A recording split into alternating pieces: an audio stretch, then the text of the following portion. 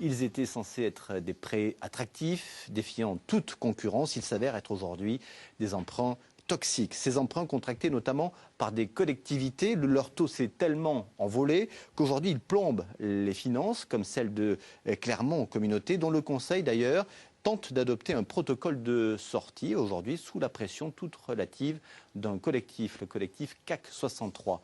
Plus de détails avec Christian Lamorel et Laurent Pelletier. C'est sur les emprunts toxiques. On va informer la population de ce qui est en train de se passer. Alors on, c'est qui? On, c'est Attaque, le collectif pour l'audit de la dette. Juste avant la tenue du Conseil, le collectif pour un audit citoyen voulait rappeler qu'avec les emprunts toxiques, le contribuable allait payer de lourdes pénalités. Il faut qu'on refuse de payer les intérêts à 20%. Payer des intérêts normaux, oui, mais pas à 20%. Il faut que les collectivités se regroupent.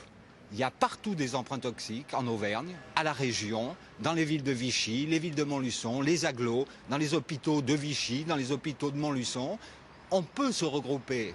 Le collectif préférerait donc aller en justice. Argument repris par Alain Lafont et le Front de gauche lors du débat qui précédait le vote. Position jugée dangereuse tant par les Républicains, l'UDI, les socialistes et les communistes qui estimaient qu'il valait mieux sortir maintenant de ces emprunts. Pour le président Bianchi, c'est aussi la moins mauvaise solution. Aujourd'hui, aller au contentieux, c'est en quelque sorte re-signer à nouveau ces emprunts, puisque le contentieux va durer au moins une dizaine, une quinzaine d'années.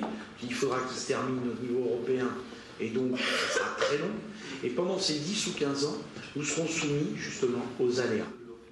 Les écologistes s'abstiendront, mais le protocole sera adopté à une large majorité.